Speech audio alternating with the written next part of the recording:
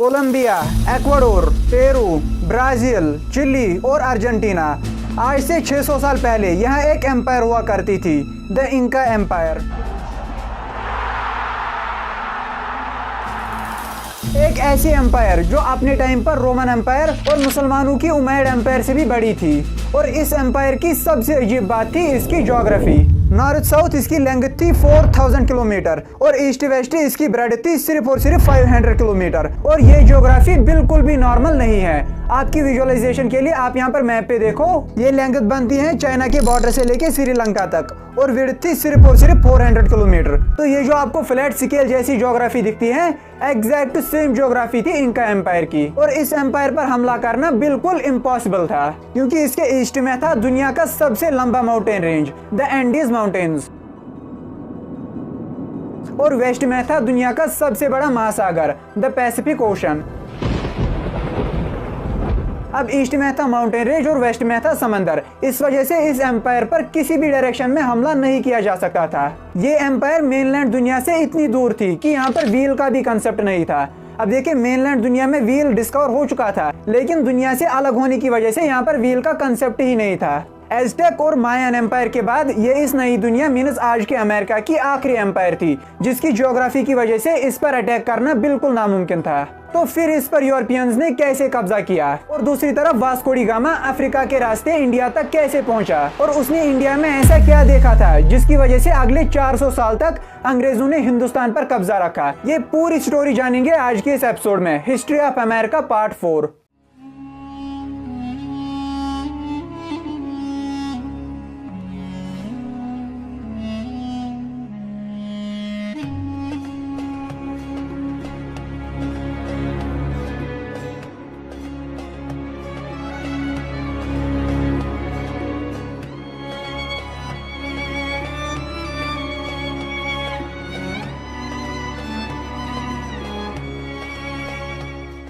Inca empire कब और कैसे स्टार्ट हुई, इसका कोई हिस्टोरिकल रिकॉर्ड हमारे पास नहीं है, लेकिन इनकी माइथोलॉजी थी जहाँ से हम इनके ओरिजिन के बारे में जान सकते हैं। बट ये जो इनकी माइथोलॉजी है ये कुछ अननेचुरल चीज़ों और इंसिडेंट से भरी पड़ी है, इस वजह से इस पर भरोसा तो नहीं किया जा सकता, लेकिन हमारे पास बस यही एक सोर्स है, इस वजह से हमें इस माइथोलॉजी को जानना पड़ेगा। इस माइथोलॉजी के अकॉर्डिंग लोगों को सन गॉड मीनस सूरज ने बनाया है, जिसे ये लोग इंती कहते थे। इंती ने सबसे पहले 2 इंसानों को एक लेक से निकाला, लेक तितका। आज के टाइम पर ये तितका लेक पेरू और बोलिविया के बॉर्डर पर सिचुएटेड है।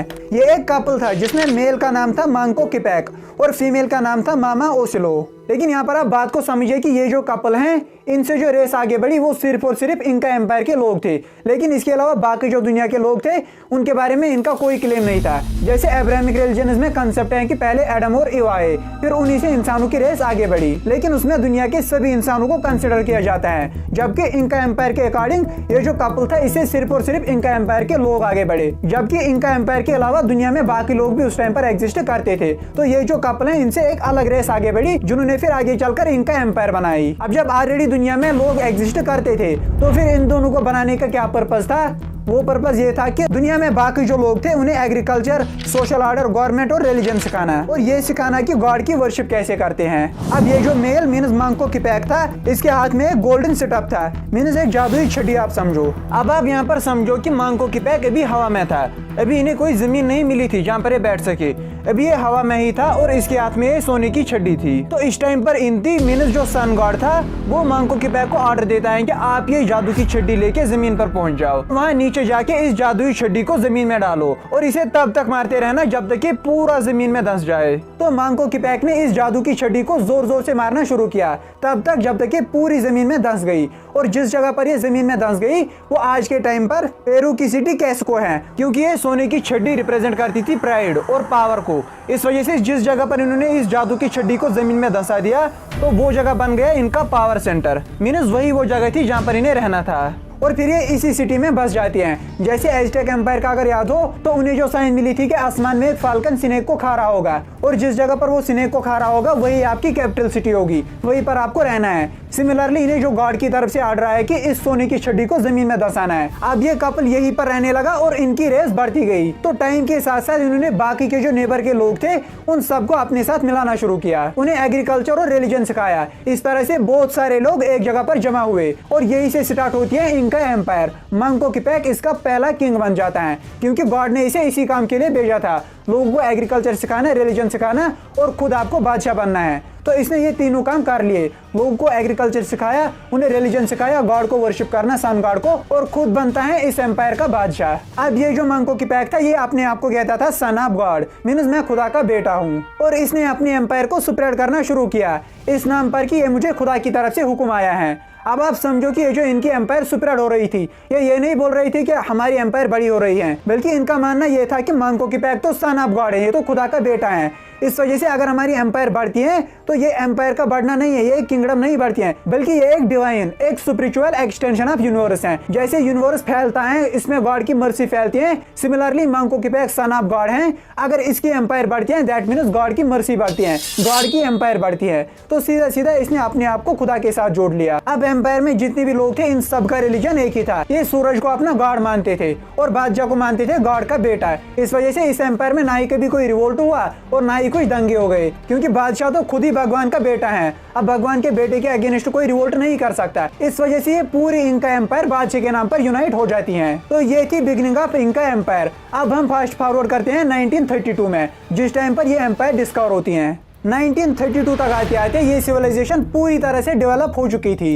ये वो पहले लोग थे जिन्होंने टेरेस फार्मिंग को इन्वेंट किया था, क्योंकि ये सिविलाइजेशन पहाड़ों पर रहती थी। अब आप समझो कि पहाड़ों में एक स्लोप होता है, पहाड़ों पर जब भी कभी बारिश होती है तो वो जमीन के ऊपरी लेयर को अपने साथ ही उठा लेती हैं। तो इस चीज से बचने के लिए इन्होंने टेरेस फार्मिंग को इन्वेंट किया था, जिसमें ये पहाड़ों को स्टेप्स देते थे।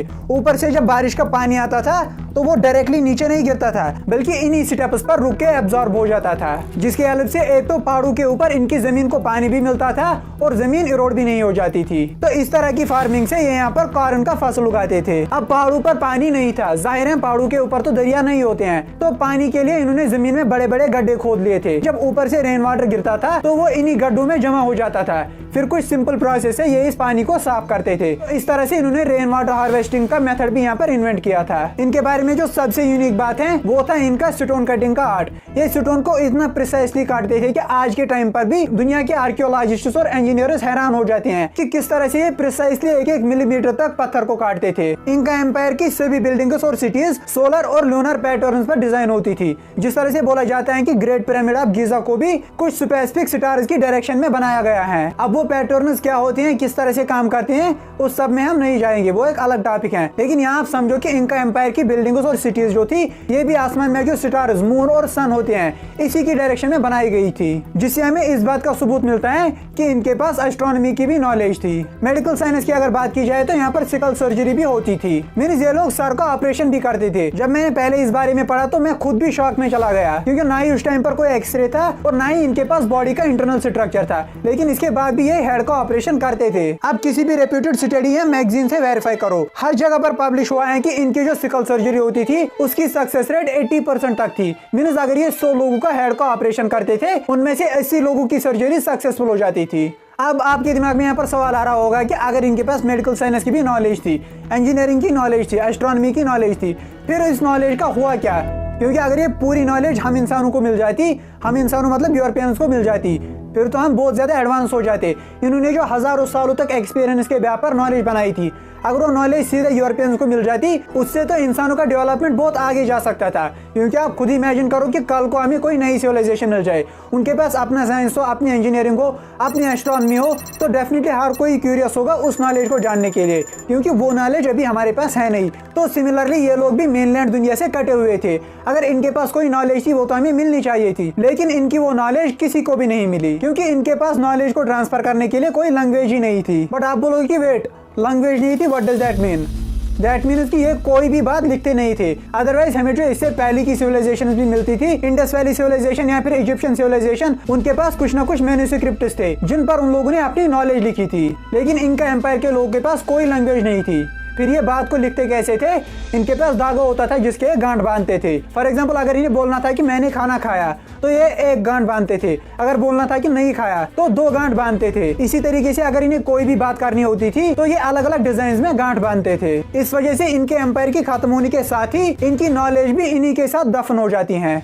अब यहाँ पर आयरन यानी लोहे का भी कोई कंसेप्ट ही नहीं था, बल्कि इनके पास है सिल्वर और गोल्ड, और यही तो उन यूरोपियंस को चाहिए था। 1932 में पहला यूरोपियन फ्रांसिस्को पिज़ारो इस एम्पायर को डिस्कवर करता है। उसके पास 168 सोल्जर्स थे और इन्हीं सोल्जर्स के साथ उसने इंका एम्पायर पर हमला किया। लेकिन आप बोलोगे कि इस एम्पायर के एक तरफ तो पैसिफिक ओशन था, दूसरी तरफ दुनिया का सबसे लंबा माउंटेन रेंज, तो इस पर अटैक कैसे हो सकता था? तो बात यह है कि फ्रांसिस्को पिज़ारो अपनी शिप्स में आया। उसके पास जो 168 लोग थे वो शिप्स में थे, लेकिन इसके अलावा भी और कुछ शिप्स थी जिसमें उसने सिर्फ और सिर्फ घोड़े लाए थे। और जब जमीन पर पहुंचे, इंका एम्पायर की लैंड पर पहुंचे, तो वहां से फिर घोड़ों को जमीन पर उतारा। अब यहाँ पर मसला ये था कि इंका एम्पायर के लोगों ने कभी भी घोड़े देखे ही नहीं थे, ये पहली बार अपनी आंखों से घोड़े देख रहे थे। इस वजह से जब उन्होंने देखा कि ये इंसान जानवरों के ऊपर बैठ रहे हैं, तो पूरे एम्पायर में एक दहशत बैठा, एक डर का माहौल बना। और फ्रांसिस्को पिज़ारो ने भी यहाँ पर कोई खून खराबा नहीं किया, बल्कि वो सीधा गया इनके बादशाह के पास, जिसका नाम था अथवाल्पा। उसने बादशाह को बंदी बनाया और लोगों से कहा, अगर अपने बादशाह को जिंदा देखना चाहते हो, अगर आप चाहते हो कि हम आपके बादशाह को जिंदा छोड़ दे, तो हमें सोना दे दो, उतना सोना जितना एक फुल कमरे में सोना आ सकता है, means a room full of gold. अब इन लोगों के पास सोने की कमी तो थी नहीं, इनके पास तो आयरन के बदले भी सोना ही था, और बादशाह उसको ये भगवान का बेटा समझते थे। इस वजह से ये लोग सोना देने के लिए तैयार हो गए और फ्रांसिस्को पिज़ारो को एक कमरे के बराबर सोना दे भी दिया। लेकिन फिर भी उसने बादशाह को नहीं छोड़ा। इसके बाद बादशाह के ऊपर प्रेशर डाला गया कि अगर आप क्रिश्चियन बनोगे तभी हम आपको जिंदा छोड़ेंगे। तो बादशाह बेचारा डर के मारे क्रिश्चियन बन भी गया। बादशाह को यह भी याद नहीं रहा कि मैं तो खुदा का बच्चा हूँ। नहीं, जब मौत सर पर आ गई तो वो क्रिश्चियन बनने के लिए भी तैयार हो गया। लेकिन इसके बाद भी फ्रांसिस्को पिज़ारो ने इसे जिंदा नहीं छोड़ा, बल्कि इसे मार ही डाला। अब चूंकि ये लोग बादशाह को भगवान का बच्चा समझते थे, जब भगवान का बेटा ही मर गया तो इन लोगों के पास लड़ने की हिम्मत नहीं रही और सब लोगों ने फ्रांसिस्को पिज़ारो के सिर्फ और सिर्फ 168 लोग के सामने सरेंडर किया। जैसे इमेजिन, एक तरफ है 168 लोग और दूसरी तरफ है एक पूरी एम्पायर। लेकिन जब बादशाह मर गया तो सब लोगों ने सरेंडर किया, क्योंकि इनके पास ना ही वो हिम्मत थी और ना ही वो हौसला। फ्रांसिस्को पिज़ारो ने इन सब लोगों को गुलाम बनाया और इनसे जबरदस्ती वहां के गोल्ड माइन्स में काम करवाया, जिसकी वजह से अगले 30 सालों में मीन्स 1932 में डिस्कवर हुई और 1962 तक आती आती ये पूरे एम्पायर कोलैप्स हो चुकी थी और इस एम्पायर के सभी लोग मारे जा चुके थे। इनका सिर्फ एक शहर इस हमले से बचा था और वो शहर था माचू पिच्चू। उसका रीजन ये है कि वो बहुत ही ऊंचे पहाड़ों पर था। इनफैक्ट उस शहर के एनवायरनमेंट में बादल बनते थे, मीन्स जो हम आसमान में पहाड़ों के ऊपर बादल देखते हैं, इन बादलों से ऊपर वो शहर बना हुआ था। आज के टाइम पर ये शहर एक टूरिस्ट स्पॉट है, दुनिया भर से लोग इस शहर को देखने आते हैं। इस शहर के आर्किटेक्चर को आप देखो, यहाँ से पता चलता है कि ये लोग इंजीनियरिंग में कितने एडवांस थे। तो इसी के साथ अमेरिका में ये आखिरी बड़ी सल्तनत भी खत्म हो जाती है। इसके बाद भी कुछ लैंड था इस नई दुनिया में जो भी डिस्कवर नहीं हुआ था, लेकिन उसमें कोई भी बड़ी सल्तनत, कोई भी बड़ी किंगडम नहीं थी, बल्कि वो छोटे छोटे एरियाज थे जिन पर कब्जा करना बहुत ही आसान था। मेन जो 3 किंगडम्स थी, एज़टेक एम्पायर, मायन एम्पायर और इंका एम्पायर, वो तीनों यहाँ पर खत्म हो जाती हैं। अब हम यहाँ से वापस आते हैं इंडिया की डिस्कवरी के ऊपर। वास्को डी गामा ने इंडिया को डिस्कवर कैसे किया? अब देखिए, पोर्चुगीज एक्सप्लोरर बार्थोलोमा डियाज 1488 में ही इंडिया की डिस्कवरी के लिए निकला था, मीन्स कोलंबस से भी पहले। वो नीचे अफ्रीका के रास्ते इंडिया तक पहुंचना चाहता था, लेकिन जब वो केप ऑफ गुड होप तक पहुंचा तो क्रू ने बार्थोलोमियो डियाज से कहा कि यहाँ से आगे हम नहीं जाएंगे, क्योंकि आगे तो कोई जमीन ही नहीं दिखती है। उन्हें लगा कि दुनिया का एंड यहीं पर केप ऑफ गुड होप पर होता है, यहाँ से आगे जमीन नहीं है। वो खुद आगे बढ़ना चाहता था, लेकिन क्रू ने नहीं माना। इस वजह से उन्हें वहीं से वापस आना पड़ा। अगर आपको याद हो, जिस टाइम पर क्रिस्टोफर कोलंबस ने अमेरिका को डिस्कवर किया था, उसके क्रू ने भी उसे रास्ते में ही रोका था आगे जाने से, लेकिन वहां पर क्रिस्टोफर कोलंबस सक्सेसफुल हो जाता है। क्रिस्टोफर कोलंबस ने अपने क्रू को लालच दी थी कि इस नई दुनिया में हमें जो भी सोना और पैसा मिलेगा उनमें से मैक्सिमम तो मैं आपको ही दूंगा, आपको बस मेरे साथ शिप में चलना है। तो इस तरह से उसने अपने क्रू को मोटिवेट किया आगे बढ़ने के लिए, जबकि दूसरी तरफ बार्थोलोमियो डियाज अपने क्रू को कन्विंस नहीं कर पाता है। इस वजह से उन्हें केप ऑफ गुड होप से ही वापस आना पड़ा। लेकिन अब जब वास्को डी गामा पुर्तगाल से केप ऑफ गुड होप तक पहुंच जाता है, तो शाम के टाइम पर उसे आसमान में कुछ बर्ड्स उड़ते हुए दिखाई दिए जो इंडिया की डायरेक्शन में चल रहे थे। तो उसे ये आइडिया आया कि अगर ये बर्ड्स आगे बढ़ रहे हैं, दैट मीन्स आगे कहीं ना कहीं तो जमीन है। इस वजह से उसने आगे आगे बढ़ने का फैसला किया और कुछ दिन समंदर में सफर करने के बाद वो इंडिया तक पहुंच जाता है। वो सबसे पहले पहुंचता है इंडिया के स्टेट केरला में और उस जमाने में यहाँ पर कैलिकट एम्पायर हुआ करती थी, जिसका बादशाह था उस टाइम पर निधि यारुपु सवर्पम, जिसे सामुद्री कहा जाता था। जैसे आज के टाइम पर इंडिया का प्राइम मिनिस्टर है नरेंद्र मोदी, लेकिन उसे कहा जाता है प्राइम मिनिस्टर। सिमिलरली उसका नाम था निधि यारुपु सवर्पम और उसे कहा जाता था समुद्री। लेकिन वास्को डी गामा को ये समुद्री पढ़ना नहीं आया, उसने इसे जमूरिन कहा। इसी वजह से आज के टाइम पर बुक्स में भी इसे जमूरिन ही लिखा जाता है, हालांकि उसे एक्चुअल में समुद्री कहते थे। तो बादशाह ने वास्को डी गामा को बहुत ही अच्छे से वेलकम किया और बादशाह वास्को डी गामा को उसके क्रू समेत अपने साथ ले गया और अपनी किंगडम में अलग अलग जगहों पर उसका सैर करवाया। उसे क्या पता था कि वास्को डी गामा यहाँ पर किस नियत से आया है। जब वास्को डी गामा इंडिया के कल्चर और डेवलपमेंट को देखता है, ही वाज लिटरली इम्प्रेस्ड, क्योंकि आप टाइमलाइन को देखिए, ये वही टाइम था। अगर आपने पहला एपिसोड देखा है तो हमने स्टार्ट इसी बात से किया था कि ये वही जमाना था जब यूरोप के लोग भूख और बीमारी की वजह से मर रहे थे। ये आज का यूरोप नहीं था जैसा हमें आज दिखता है, बल्कि उस टाइम पर यूरोप में लोगों के पास खाने के लिए कुछ नहीं था। और दूसरी तरफ वास्को डी गामा इंडिया में क्या क्या चीजें देखता है, वो यहाँ पर गोल्ड देखता है, यहाँ की स्पाइसेस देखता है, यहाँ पर सिल्क देखता है। तो वास्को डी गामा के लिए ये सब चीजें किसी ख्वाब से कम नहीं थी, क्योंकि इस गरीब कंटिनेंट से वो निकलकर इंडिया तक पहुंचा था, और वो इंडिया जिसे उस टाइम पर सोने की चिड़िया बोला जाता था। और बादशाह ने भी अपनी सिंपलिसिटी की वजह से इसकी मेहमान नवाजी की, इसे बढ़िया हॉस्पिटैलिटी दिखाई। अब जब वास्को डी गामा को वापस यूरोप निकलने का टाइम आ गया तो बादशाह ने उसे अपनी तरफ से कुछ गिफ्ट्स भी दे दिए, जैसे सिल्क और स्पाइसेस। जब वास्को डी गामा ने ये सिल्क और स्पाइसेस यूरोप में सेल किए तो उसे बहुत ही ज्यादा प्रॉफिट हुआ। अब देखिए, वास्को डी गामा यूरोप में ऐसी चीजें सेल कर रहा था जिसकी उस टाइम पर बहुत ही ज्यादा शॉर्टेज थी, क्योंकि यूरोप से एशिया तक आने का रास्ता तुर्की से होते हुए गुजर रहा था, लेकिन ऑटोमन एम्पायर बीच में था। ऑटोमन एम्पायर यूरोप के लोगों को एशिया तक नहीं आने देता था। अब जब दूसरी तरफ वास्को डी गामा ने इस सीक्रेट रूट से होते हुए इंडिया से सिल्क और दूसरे स्पाइसेस लेके यूरोप में सेल किए तो उसे बहुत ही ज्यादा प्रॉफिट हुआ। लेकिन उसे जब बहुत ज्यादा पैसा मिला तो उसके मन में लालच आई और उसने डिसाइड किया कि अब वो वापस आके इंडिया पर कब्जा कर लेगा। और इसी वजह से फिर यूरोप के लोगों ने इंडिया पर अटैक किया और अगले 400 साल तक इंडिया को गुलाम बनाया। और यही वो टाइम था जब यूरोप के लोगों को पता चला कि एक्चुअल में दुनिया दिखती कैसी है, क्योंकि इससे पहले उन्हें कोई आइडिया ही नहीं था कि कौन सा कंटिनेंट कहाँ पर है। इनफैक्ट वो तो अमेरिका को इंडिया मानते थे, लेकिन इस इंसिडेंट के बाद उन्होंने पूरी दुनिया का मैप बनाया।